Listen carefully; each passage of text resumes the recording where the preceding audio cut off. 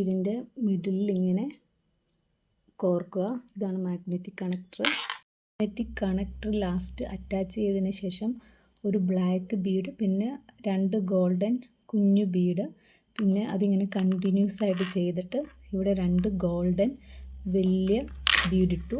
അതിങ്ങനെ റിപ്പീറ്റ് ചെയ്ത് ബ്ലാക്ക് ബീഡും 6 എണ്ണം, പിന്നെ അതിൻ്റെ ഇടയ്ക്ക് വരുന്ന ഗോൾഡൻ ബീഡ്സും 6 എണ്ണം.